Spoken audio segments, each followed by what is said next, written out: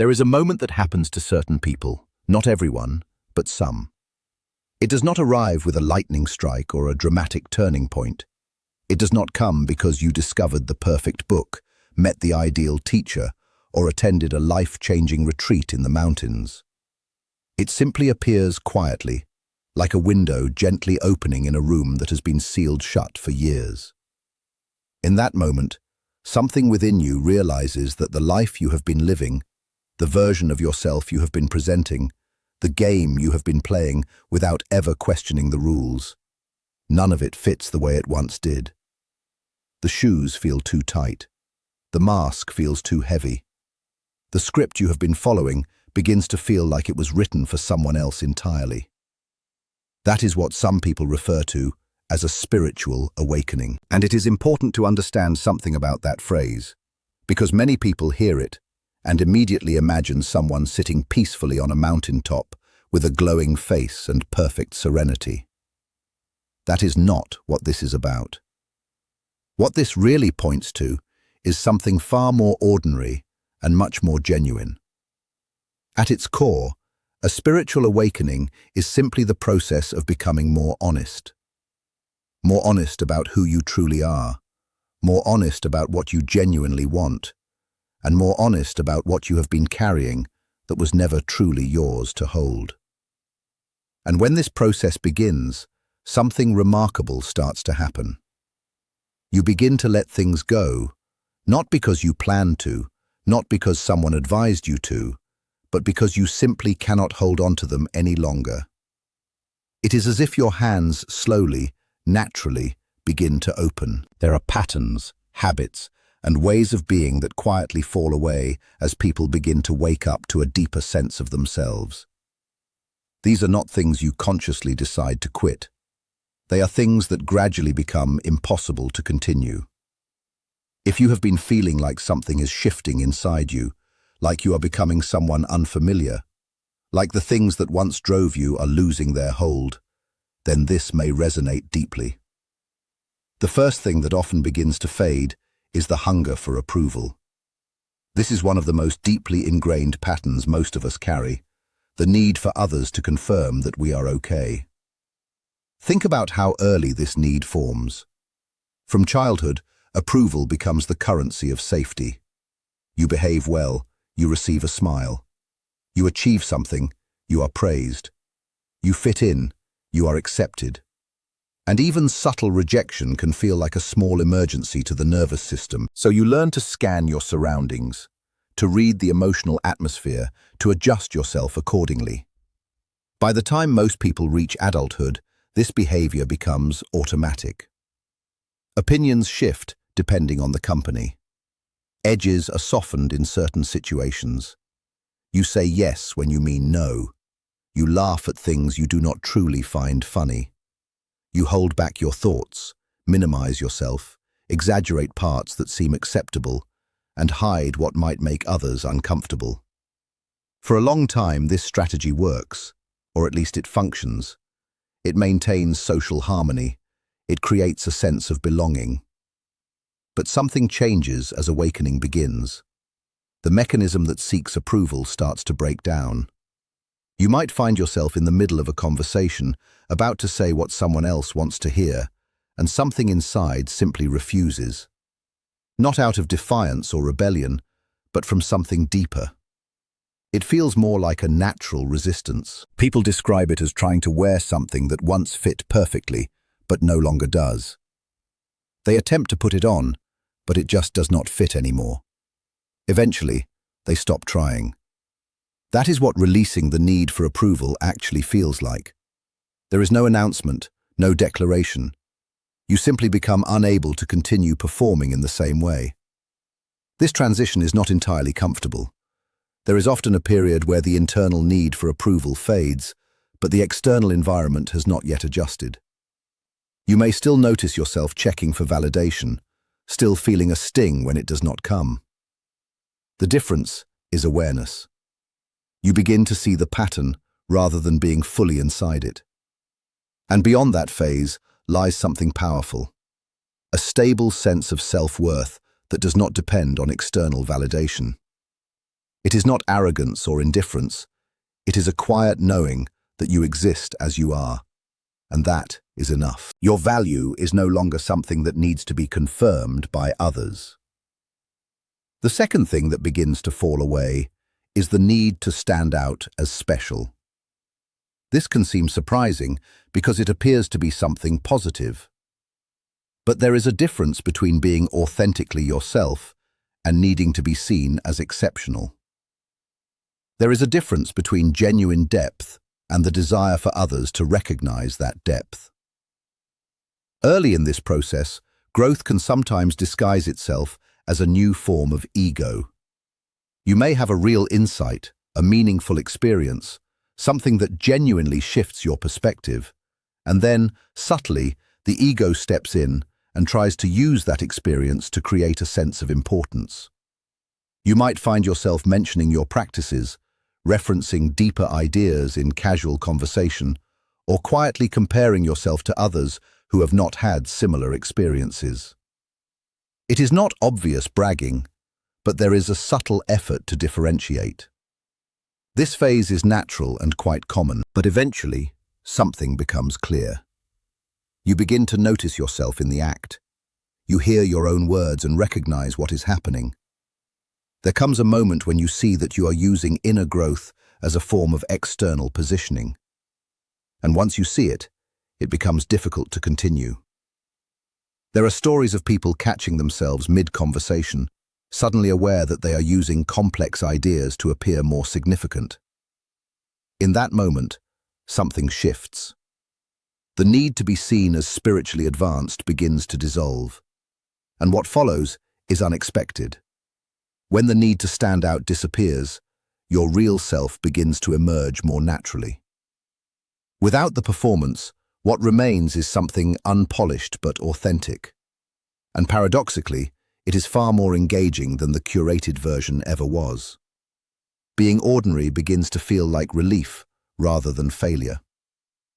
The third thing that often fades is the performance of constant positivity. There is a strong cultural tendency to avoid difficult emotions, especially in spaces focused on growth and spirituality. There is pressure to always appear positive, to radiate calmness, to rise above negativity, and to seem unaffected by struggle. This creates another kind of mask, one that appears enlightened but is actually protective. Phrases like, "Everything happens for a reason," or "I choose peace," can be meaningful, but they can also become shields that prevent genuine emotional experience. As awakening deepens, maintaining this mask becomes exhausting. At some point, it begins to fall apart. What replaces it is not negativity, but honesty. Emotions are allowed to exist fully. Sadness is felt without suppression. Anger is acknowledged without denial. Fear is experienced without immediate escape. This does not mean being consumed by emotions, but rather allowing them without pretending they are not there. There are examples of people who built identities around calmness and composure, only to find that real-life events broke that image. In those moments, authenticity replaced performance. And rather than losing connection, they often found deeper trust from others. Realness created a stronger bond than perfection ever could. Letting go of forced positivity does not increase suffering. It increases sincerity. It creates space for genuine peace rather than performed peace. There is a difference between appearing okay and actually being okay. And as awareness grows, that difference becomes clearer. The fourth thing that begins to loosen its grip is the need for certainty. This can feel unsettling because much of life is built on what we believe we know. We construct identities around certainty. We define ourselves through fixed ideas about who we are, what we believe, and how the world works. But as awareness expands, those rigid structures begin to soften. Questions replace answers. Curiosity replaces fixed conclusions. This can feel disorienting at first. The ground beneath you seems less solid. But within that uncertainty lies a different kind of freedom. When you no longer need everything to be certain, you become more open, more adaptable, and more present. Life is no longer something you must control through understanding, but something you can experience more directly. And in that openness, something quietly stabilizes, not as rigid knowledge, but as a deeper trust in the unfolding of experience itself. There is a moment that happens to certain people, not everyone, but some. It does not arrive with a sudden lightning strike or a dramatic turning point. It does not come because you found the perfect book, met the right teacher, or attended a life-changing retreat in the mountains. It simply arrives quietly, like a window slowly opening in a room that has been sealed shut for years. In that moment, something inside you recognizes that the life you have been living, the version of yourself you have been presenting, the game you have been playing without ever questioning its rules, none of it fits the way it once did. The shoes feel too tight. The mask feels too heavy. The script you have been following begins to feel like it was written for someone else entirely. That is what some people call a spiritual awakening. And it is important to understand something about that phrase, because many people hear it and immediately imagine someone sitting peacefully on a mountaintop with a glowing face and perfect serenity. That is not what this is about. What it actually points to is something far more ordinary and much more real. At its core, a spiritual awakening is simply the process of becoming more honest. More honest about who you truly are, more honest about what you genuinely want, and more honest about what you have been carrying that was never truly yours to carry. And when this process begins, something subtle but profound starts unfolding. You begin to let things go, not because you decided to, not because someone instructed you to, but because you simply cannot keep holding them anymore. It is as if your hands slowly begin to open on their own. Patterns, habits, and ways of being that once felt permanent quietly start to fall away as people move toward a deeper recognition of themselves. These are not things you consciously quit. They are things that become increasingly impossible to continue. If you have been feeling like something is shifting inside you, like you are becoming someone unfamiliar, like the things that once motivated you are losing their grip, then this may feel familiar. The first thing that often begins to fade is the hunger for approval. This is one of the most deeply embedded patterns most people carry, the need for others to confirm that they are acceptable. Think about how early this need forms. From childhood, approval becomes tied to safety. You behave in a certain way, you receive praise. You achieve something, you are acknowledged. You fit in, you are accepted. Even subtle rejection can feel like a threat to the nervous system. So you learn to adjust yourself constantly. You scan environments, read moods, shift your tone, and shape your behavior accordingly. By adulthood, this becomes almost automatic. Opinions change depending on who is present. Edges are softened. Words are filtered. You say yes when you mean no. You laugh at things you do not find funny. You hold back thoughts that feel too risky. You amplify parts of yourself that are rewarded and hide parts that might create discomfort. For a long time, this works in a practical sense. It maintains connection. It keeps things smooth. It creates belonging. But something begins to shift as awareness deepens. The internal system that constantly seeks approval starts to weaken. You may find yourself in conversations where you are about to say what someone wants to hear, and something inside simply refuses. Not out of rebellion, but out of an inner incompatibility. It feels less like a decision and more like a natural inability. People describe it as trying to put on a garment that once fit perfectly, but no longer does. No matter how they try, it no longer fits the same way, and eventually they stop forcing it. This is what releasing the need for approval actually feels like. There is no announcement, no declaration, just a gradual inability to continue performing in the same way. This transition is not entirely comfortable. There is often a gap where the internal craving for validation has weakened, but the external habits have not yet caught up. You may still notice yourself checking reactions, still feeling a sting when approval does not come. The key difference is awareness. You begin to see the pattern instead of being fully inside it. And beyond that phase, something steadier begins to form, a quiet sense of self-worth that is not dependent on external reflection. It is not arrogance. It is not detachment from others. It is simply a stable recognition that your existence does not require validation to be valid. The second thing that begins to dissolve is the need to be special.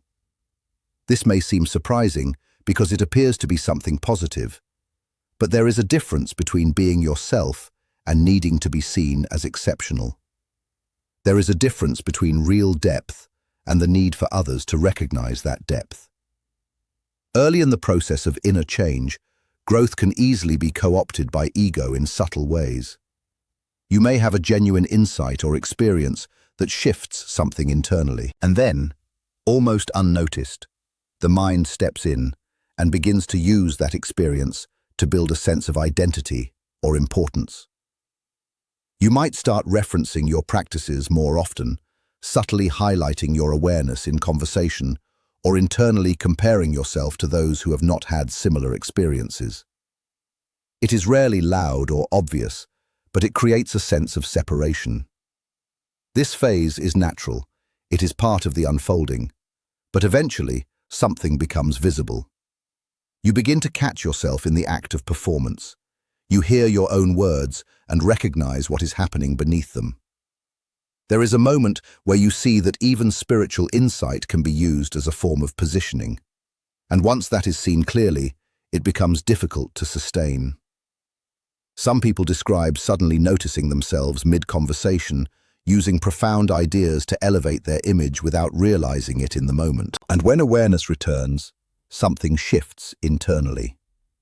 The need to appear spiritually advanced begins to weaken, and what follows is unexpected. When the need to stand out dissolves, what remains feels more natural, less curated, and more real. Without the performance, the ordinary self becomes visible again, and what once felt like just being ordinary begins to feel like relief rather than reduction. The third thing that often fades is the performance of constant positivity. There is a cultural tendency, especially in growth spaces, to avoid discomfort by maintaining an image of continuous peace. People are encouraged to stay high vibration, to remain calm, to rise above negativity, and to frame every experience in a positive light. Over time, this can become another form of suppression rather than freedom. Statements like, "Everything happens for a reason," or "I choose peace," may be meaningful at times, but they can also become automatic shields that prevent direct emotional contact. As awareness deepens, this performance becomes harder to maintain. It begins to feel heavy. What emerges instead is emotional honesty. Sadness is allowed to be sadness. Anger is allowed to exist without being reframed immediately. Fear is experienced without being dismissed. This does not mean being overwhelmed by emotion. It means allowing emotion to exist without distortion. There are people who once built identities around calmness and spiritual composure, only to find that life events disrupted that image completely. In those moments, something real replaced the performance. Rather than losing connection, they often found deeper trust from others. Authenticity created a stronger bond than perfection ever could. Letting go of forced positivity does not increase suffering.